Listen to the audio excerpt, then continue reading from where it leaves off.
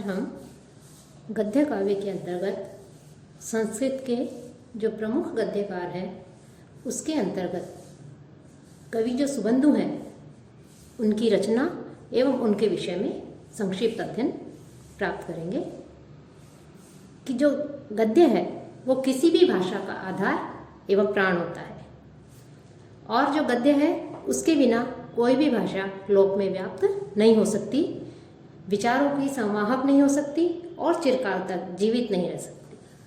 संस्कृत गद्य साहित्य प्राचीन काल से इसीलिए क्रमशः विकासमान रहा है, लेकिन मध्यकाल में जब संस्कृत गद्य जो है वो प्रौढ़ एवं अलंकारिक हो गया तो गद्य को कवियों की कसौटी तक माना गया।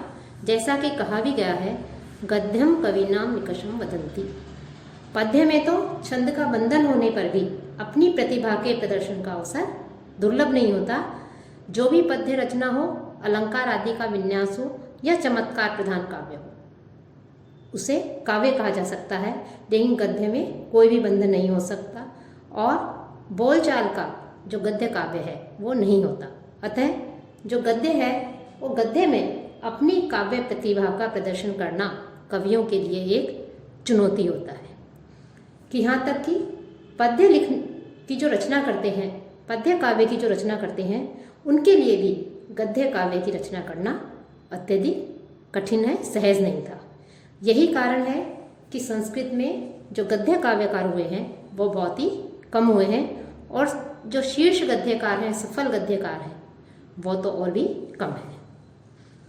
गद्य काव्य का जो समृद्धि युग है उसमें 3 सर्वोत्कृष्ट गद्यकार माने जाते हैं, सुबंधु, बाण और दंडी। इन तीनों का और भी वैसे तो कवि हुए हैं, लेकिन इन तीनों का ही विशिष्ट स्थान है। जो गद्यत्रयी है उसमें इन तीनों कवियों की रचनाओं का परिगणन किया जाता है। अब इन तीनों कवि जो है, इन तीनों में भी कौन पहले आता है और कौन बाद में, इसके विषय में भी, अर्थात कौन पूर्ववर्ती या कौन परवर्ती, इस विषय में भी जो विद्वान हैं उन विद्वानों में अद्यावधि मतभेद जो है हमें देखने को मिलता है कि इसमें और कुछ विद्वान तो दंडी को प्रथम गद्यकार मानते हैं, अन्य विद्वान सुबंधु को मानते हैं। तो आज जो हम प्रमुख जो कवि सुबंधु हैं उनके विषय में अध्ययन करेंगे कि संस्कृत साहित्य के अनेक जो विशिष्ट कवि हुए हैं उन्होंने के समान ही सुबंधु के समय को लेकर के, उनके काल को लेकर के भी जो है विवाद रहा है। भिन्न भिन्न आचार्य हैं, उन आचार्यों ने अलग अलग जो है उनका जो है रचनाकाल बताया है कि दंडी, बाण और सुबंधु में पूर्वापर क्रम को लेकर के जो मतभेद है उसमें सुबंधु को बाण से पूर्ववर्ती मानना उचित है कि सुबंधु को बाण से पहले के माने जाते हैं, क्योंकि वामन रचित काव्य अलंकार वृत्ति में सुबंधु और बाण भट्ट के उद्धरण देने पर भी जो कविराज हैं उन्होंने राघव पांडवीय में पहले सुबंधु का उल्लेख किया है, बाण का बाद में, और अपना तो और भी बाद में किया है। साथ ही साथ मंखक रचित श्री कंठचरित जो ग्रंथ है उसमें भी सुबंधु का पहले उल्लेख मिलता है, बाण भट्ट का बाद में मिलता है। बाण ने स्वयं कादंबरी को अद्वितीय कथा कहकर वासव दत्ता का संकेत दिया है और बाण ने स्वयं हर्षचरित में भी वासव दत्ता का नामोल्लेख किया है। और भी अनेक तर्क हैं, उन तर्कों के आधार पर सुबंधु को पूर्ववर्ती और बाण को परवर्ती मानना ही उपयुक्त है और उनकी गद्य शैली से भी यही प्रमाणित होता है कि सुबंधु जो है वो पूर्ववर्ती है। इसलिए सुबंधु को 7वीं सदी से कुछ पूर्व के समय का माना जाना चाहिए। अब जो प्रसिद्ध जो गद्यकार हैं सुबंधु हैं, उन सुबंधु की एकमात्र रचना जो वासव दत्ता है वो हमें प्राप्त होती है। संस्कृत गढ़ जो गद्य काव्य है उसके प्रौढ़ लेखक एवं वासव दत्ता नामक पुस्तक के रचयिता सुबंधु हैं।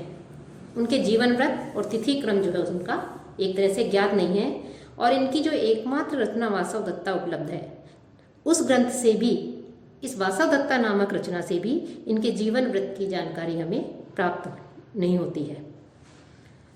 सुबंधु की एकमात्र गद्य कृति है वासव दत्ता और यही इनके यश का आधार है। यह वासव दत्ता वत्सराज जो उदयन है वो और उनकी और वासव दत्ता की जो प्रणय कथा है उस पर आधारित न होकर कवि कल्पित कथा के ऊपर आधारित है। अर्थात कवि ने अपनी कल्पना के द्वारा ही एक तरह से इस काव्य की रचना की। इस कृति का जो संस्कृत के गद्य काव्य हैं उनमें सम्मानपूर्ण स्थान दिया गया है। ग्रंथ की कथा का आधार युवक युवती की प्रणय कथा है। ग्रंथ का प्रारंभ कवि ने सरस्वती वंदना से किया है।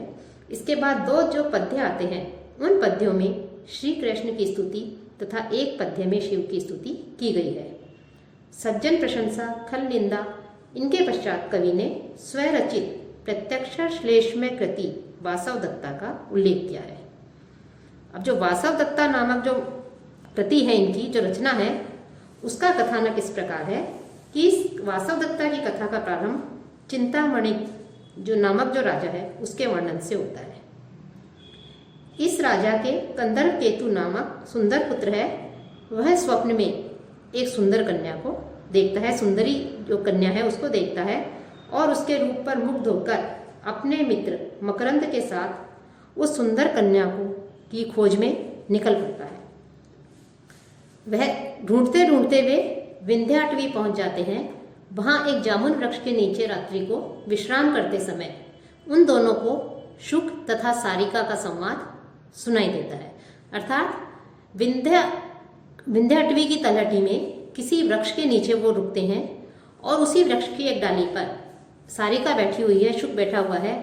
तो उससे पता चलता है कि पाटलिपुत्र की राजकुमारी जो वासव दत्ता है, उस वासव दत्ता ने राजकुमारी ने स्वप्न में कंदर्प केतु को देखा है, जिसे खोजने के लिए उसकी सारिका जो है तमालिका निकलती है। बाद में सारिका के प्रयास से कंदर्प केतु और राजकुमारी का मिलन होता है। वासव दत्ता एवं कंदर्प केतु दोनों के हृदय में प्रगाढ़ स्नेह है और शुक दंपत्ति की सहायता से नायक नायिका का मिलन होता है। लेकिन वासव दत्ता का जो पिता श्रृंगार शेखर है उसका विवाह किसी विद्याधर से करना चाहते हैं। तब वासव दत्ता के पिता कंदर्प केतु से उसका विवाह नहीं करना चाहते, अपितु वो किसी विद्याधर से विवाह करना चाहते हैं।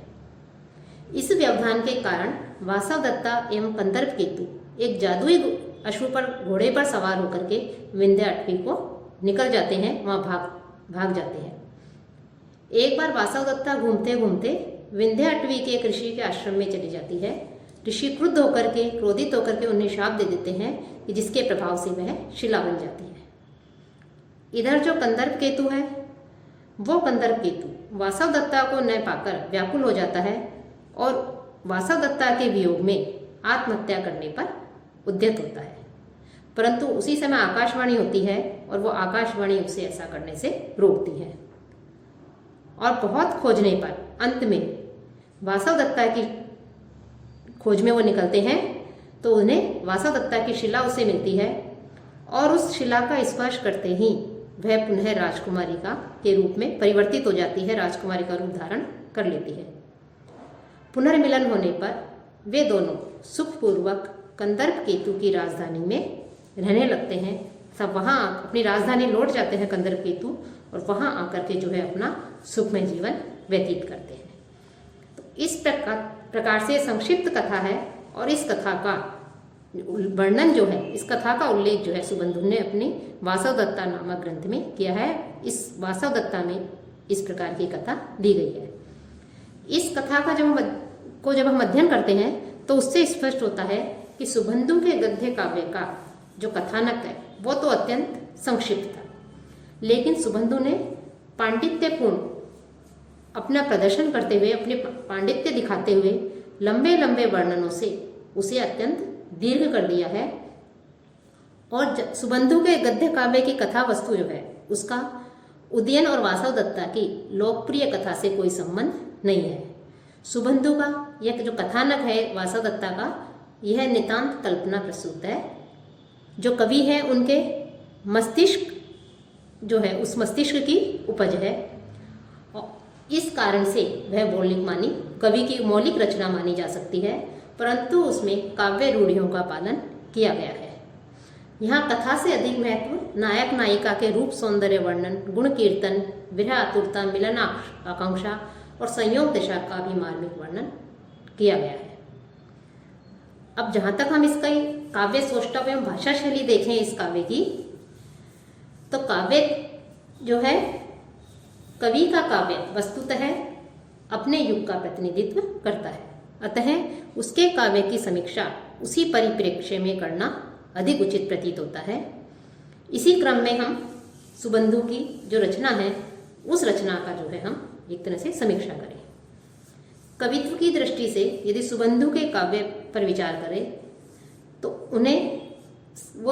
उन्होंने अपने काव्य में भाव पक्ष एवं कला पक्ष दोनों का ही सुंदर समन्वय या सामंजस्य प्रस्तुत किया है। उन्होंने भाव पक्ष के तीनों उपांगों बुद्धि तत्व, रागात्मक तत्व और कल्पना तत्व में बाण के काव्य जैसी उनके काव्यों में वैसे तो रमणीयता जो है, वो जैसे बाण के काव्यों में हमने रमणीयता दिखाई देती है उनके, वैसी सुबंधु के काव्यों में दिखाई नहीं देती, लेकिन फिर भी जो है सुबंधु जो है उनका काव्य श्रेष्ठ माना जाता है।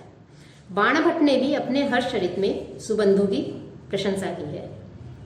सुबंधु की जो रचना है वो सुबंधु के बुद्धि तत्व को शैली शिल्प ने अत्यधिक आवृत कर लिया है। वासवदत्ता के रचयिता सुबंधु नाना विधाओं मीमांसा, न्याय, बोध इत्यादि दर्शनों में प्रवीण थे। इनकी शैली में इनके पांडित्य की स्पष्ट छाप में दिखाई देती है। इनकी गद्य शैली अतिशयोक्ति, अनुप्रास तथा समास प्रधान गौड़ी शैली का उदाहरण है। कवि की चित्रवृत्ति हमें पात्रों के हर्ष, विषाद आदि भावों के चित्रण में लीन होती इतनी दिखाई नहीं देती जितनी कि शाब्दिक क्रीड़ा में। सुबंधु अपने गद्य काव्य के लिए एक प्रेम कथा का जो है चुनाव करते हैं और नायक नायिका के हृदय की भावनाओं को जो है प्रायः उपेक्षित छोड़ देते हैं। सुबंधु ने अपने काव्य में उपमा, उत्प्रेक्षा, विरोधाभास इत्यादि अनेक अलंकारों को भी जो है अपने काव्यों में अलंकृत किया है। वे कोमल पद्य की रचना करने में भी सर्वथा समर्थ है। साथ ही प्रकृति को भी सुबंधु ने अपने काव्य में प्रमुख स्थान प्रदान किया है। उनके प्रकृति वर्णन में संध्या वर्णन, वर्षा वर्णन तथा प्रभात वर्णन विशेष रूप से उल्लेखनीय है। श्लेष, अतिशयोक्ति, उपमा आदि के प्रयोग के द्वारा सुबंधु ने इन वर्णनों में विशिष्ट जो चमत्कार है उस चमत्कार को उत्पन्न कर दिया है। जो सुबंधु हैं उन्होंने अपनी रचना लोक कथाओं को कथानक की रूढ़ियों का आश्रय लेकर अपनी कल्पना से इस प्रणय कथा का जो प्रसाद है एक तरह से उसको निर्मित किया है। उन्होंने वासवदत्ता में कहानी की घटना बहुत ही स्वल्प तथा निर्जीव है, लेकिन सुबंधु ने अपनी प्रतिभा पर आधारित जो सुंदर वर्णन है उन सुंदर वर्णनों के बल पर इस रोचक कथा का रोचक कथानक को लेकर के जो है इस ग्रंथ की रचना की है। उनका मुख्य उद्देश्य वर्णन ही है और वर्णन चातुर्य के कारण ही सुबंधु की ख्याति साहित्य जगत में हमें देखने को मिलती है। वस्तुतः यह कथा वासवदत्ता की जो कथा है सुबंधु की, यह कथा लोक कथात्मक प्रेमाख्यान पर आधारित है। घटना सामान्य है, लेकिन सुबंधु ने अपनी काव्य प्रतिभा से उसे मनोहारी एवं जीवंत काव्य बना दिया है। यह वर्णन प्रधान काव्य है जिसमें अलंकृत चमत्कार युक्त काव्य शैली का कौशल हमें देखने को मिलता है, वो दर्शनीय है। इस प्रकार से अनेक प्रकार की विधाओं की भी इन्होंने इसमें रचना की है। सुबंधु की शैली में बौद्धिकता का प्राधान्य हमें दिखाई देता है। इन्होंने पात्रों के हर्ष, सुख आदि भावों के चित्रण में अपनी वृत्ति को लीन न करके शाब्दिक क्रीड़ा की ओर ध्यान दिया है। भाव पक्ष के चित्रण में सुबंधु ने उत्कृष्ट कवित्व शक्ति का भी परिचय दिया है। साथ ही सुबंधु का ध्येय वर्णनों को कलात्मकता देना, नायक नायिका का अलंकृत वर्णन करना, उनके भावों का एक दूसरे की प्राप्ति के लिए की गई चेष्टाओं का, विरह मिलन के प्रतिबंधक रूप जो विघ्न है उनका विस्तार से वर्णन किया है। वासवदत्ता की कथा जो है, इस कृति का अत्यधिक भाग कलात्मक वर्णनों से ही भरा हुआ है, जिसके द्वारा वह अपने पांडित्य तथा प्रत्यक्ष श्लेष्म प्रबंध लिखने की क्षमता का प्रदर्शन करते हैं। जो सुबंधु हैं, सुबंधु चमत्कारवादी कवि हैं। उनके अलंकारों का प्रयोग केवल अलंकार के लिए ही होता है। सुबंधु के में अक्षर आडंबर है, जो बाण स्निग्ध रस पेशल पांचाली के कवि हैं। बाण ने सुबंधु के श्रेष्ठ काव्य के स्थान पर भाव प्रवण हृदयावर्जक कोमल शब्द चित्रात्मक सहज ग्रंथ की रचना की है। सुबंधु ने प्रौढ़ ग्रंथ के साथ साथ सहज पद्य भी लिखे हैं। कदाचित यदि सुबंधु ग्रंथ नहीं लिखते तो भी वो महान कवि होते। आगे उनके पश्चात अनेक जो कवि आए हैं, सुबंधु के पश्चात उन कवियों ने भी, गद्य काव्यकारों ने भी सुबंधु की ही शैली का अनुकरण किया है। सुबंधु में हम गद्य शैली जो है उसका एक तरह से जो रूप प्राप्त करते हैं, वो रूप बाणों के हाथों में और अधिक स्निग्ध हो गया। और बाण भट्ट के बाद भी अन्य जो गद्य काव्य हुए हैं, उन काव्यों तथा अन्य जो चंपू काव्य हैं, उन चंपू काव्यों में वो शैली जो है हमें प्रयुक्त होती हुई दिखाई देती है। तो इस प्रकार से सुबंधु रचित जो वासव दत्ता है कि उनकी एकमात्र कृति, एकमात्र रचना हमें वासव दत्ता दिखाई देती है। और सुबंधु की इस वासव दत्ता का संबंध प्राचीन भारत की प्रसिद्ध आख्यायिका वत्सराज उद्यन की वासव दत्ता के साथ प्रणय कथा से कुछ भी नहीं है। यह कवि की मस्तिष्क उपज के कारण ही उन्होंने जो है स्वयं ही जो है कल्पना करके इस प्रकार से जो है इस वासव दत्ता नामक ग्रंथ की रचना की।